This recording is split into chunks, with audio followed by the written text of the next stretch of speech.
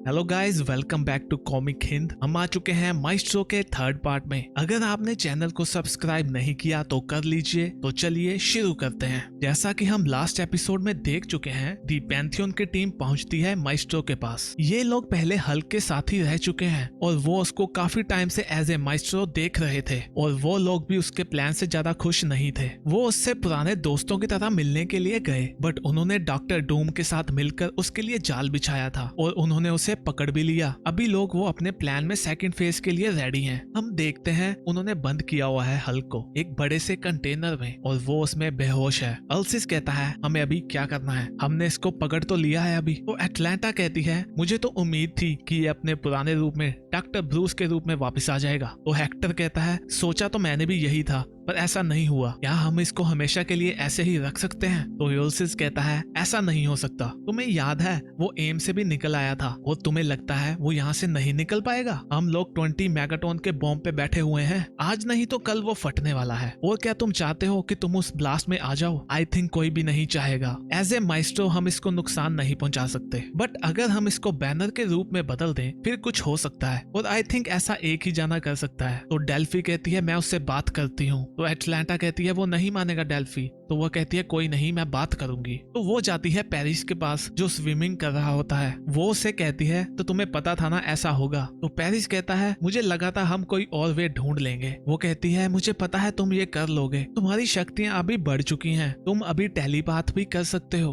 तो वो उसको कहता है मैं इसके साथ कंफर्टेबल नहीं हूँ। वो अपने कपड़े उतार के बीच में चली जाती है और उसको चूम लेती है और कहती है तुम ये मेरे लिए कर सकते हो ना पेरिस। तो यहाँ पे उन लोगों ने हल्क को एक हेलमेट पहना दिया है और सेम हेलमेट पहनाया जा रहा है पेरिस को भी। वो कहता है मुझे ये पसंद नहीं है। तो एटलांटा कहते हैं हाँ तुमने पहले ही कहा था। तो यूल्सिस डेल्फी से कहता है तुमने ये कैसे किया, कैसे मनाया उसको? तो वो कहती है मेरे पास अपने तरीके हैं, देखो मैं ये कर सकती हूँ अगर कोई मैन स्टूपिड हो और उसे इजी से कंट्रोल कर सकते हो। तो वो कहता है excuse me I hate you. तो वो कहती है नहीं। तो वो कहता है शट अप। तो वो भी उसको कहती है शट अप। तो वो कहता है ठीक है। तो यहाँ पे पेरिस उससे कनेक्ट होने की ट्राई करता है। वो कहता है डॉक्टर बैनर क्या तुम मुझे सुन सकते हो? वो फिर से कहता है डॉक्टर बैनर। तो उसको आवाज आती है डॉक्टर बैनर नहीं माइस्ट्रो। और वो अपनी आंखें खोलता है। वो कहता है मैं कहाँ हूँ? वो कहता है वेट, इस जगह को मैं जानता हूँ, ये पैंथियंस का ओल्ड हेडक्वार्टर है दी माउंट, बट ये तो तबाह हो गया था ना। अभी उसके पास पेरिस भी आता है। वो कहता है तुम्हें देख के अच्छा लगा डॉक्टर बैनर।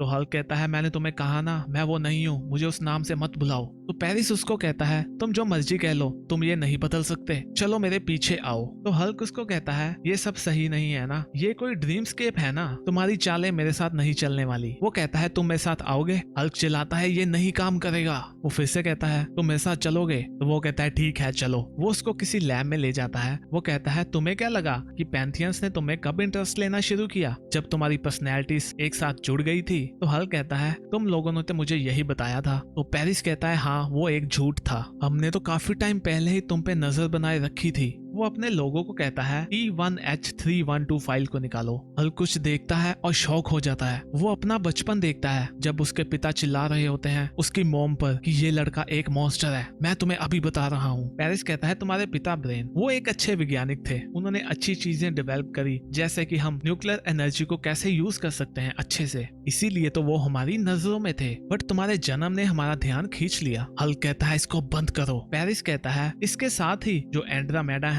जो कि डेल्फी की मदर हैं, उन्होंने भी तुम्हारा विजन देखा था। तो जब तुम्हारी माता रेबेका मर गई, या मैं ऐसा कहूँ तुम्हारे पिता ने उनको मार दिया, हमने कुछ कदम उठाए, बट तभी हम देखते हैं कि हल्क जोरदार मुक्के के साथ उस स्क्रीन को तोड़ देता है और कहता है इसको बंद करो। वो उसको कहता है ये तुम्हें कोई गेम लगती है? तो पेरिस कहता है मैं तो तुम्हें एक्सप्लेन करना चाह रहा था कि हमने क्या स्टेप्स लिए। हल्क उसको गले से पकड़ के उठा लेता है और कहता है मुझे कोई परवाह नहीं है, मुझे तुम्हारी बातें नहीं सुननी। वो उसका गला दबा देता है। तभी एटलांटा कहती है कुछ गड़बड़ हो रही है, उसने अपना कंट्रोल खो दिया है, फीड को काट दो जल्दी। यूल्सिस भी कहता है जल्दी से काट दो, तुमने सुना नहीं? तो उनके लोग कहते हैं हम कनेक्शन को असेस ही नहीं कर पा रहे, वो लॉक हो चुका है। तो वो कहता है उसको अनलॉक करो। हम देखते हैं हल्क उसका गला दबा देता है और उसको खत्म कर देता है। एटलांटा चिल्लाती है नहीं। वो सबको कहती है बैनर जाग गया। हम देखते हैं हल्क अपना हेलमेट उतारता है और आंखें खोलता है। वो उस शीशे को तोड़ देता है और कहता है मैंने तुम्हें कहा ना मैं माइस्ट्रो हूँ। अभी वहाँ पे यूल्सिस आता है। वो कहता है एटलांटा तुम यहाँ से बचाओ, मैं इसको संभाल लूंगा। वो अपनी स्वॉर्ड से उस पर हमला करता है। हल्क कहता है तुम्हें इसकी कीमत चुकानी होगी, पर तभी वो उसका हाथ काट देता है। तभी हेक्टर कहता है इसका सर काट दो। तो वो जैसे ही हल्क पे हमला करने वाला होता है, हल्क हेक्टर को उठा के आगे कर देता है और उसका ही सर कट जाता है और वो अल्सिस को भी दूर फेंक देता है। वो अपना हाथ उठाता है और जोड़ लेता है। एटलांटा कहती है अगर सब्जेक्ट RB1 डीप फ्रीज से बाहर है तो जल्दी से यहाँ पर आ जाओ। तभी वो देखती है कि हल्क अल्सिस को भी उठाता है और उसकी तलवार उसके ही पीछे घुसेड़ देता है। वो कहता है मुझे उम्मीद नहीं थी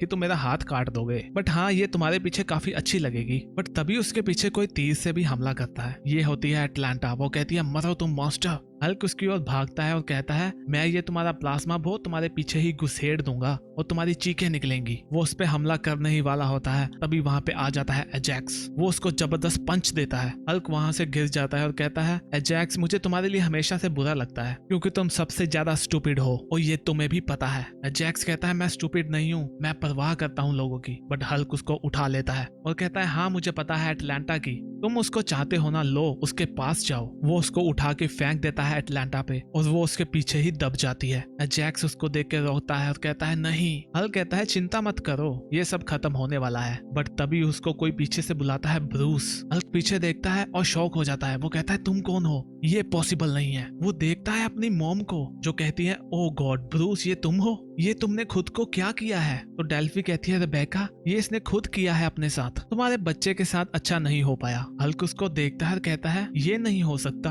तुम तो मर चुकी हो ना, तुम्हें तो मेरे सामने मारा था। तो उसकी मॉम रोते हुए कहती है तुम कौन हो, तुम मेरे ब्रूस नहीं हो। तो हम देखते हैं हल्क भी इमोशनल हो जाता है। वो कहता है नहीं ये मैं ही हूँ, ये देखो। वो अपनी इंसानी रूप में वापिस आ जाता है। बट तभी उस पे एक गोली चलती है। वो देखता है उसकी मॉम ने उस पे गोलियां चला दी बहुत सारी। तो यहाँ हम देखते हैं कि ब्रूस मर चुका है। तो अभी तक जो भी उसने देखा था वो सच नहीं था। पेरिस कहता है तो ये काम कर गया, वो इस सब में फंस गया। तो एटलांटा कहती है हाँ, उसे लगा कि वो तुम्हारे दिमाग से बाहर निकल चुका है और अभी तुम्हारा कंट्रोल नहीं रहा उस पे। वर्सिस उसको चेक करता है और कहता है ये मर चुका है, अभी हमें क्या करना है। तो एटलांटा कहती है अभी हम इसको परमानेंट खत्म करेंगे। तो गाइस इसी के साथ हमारा ये पार्ट खत्म होता है। नेक्स्ट पार्ट देखने के लिए चैनल को सब्सक्राइब कर लीजिए। वीडियो अच्छी लगी तो लाइक भी कर दीजिए। हम भी मिलते हैं नेक्स्ट वीडियो में, तब तक के लिए बाय बाय।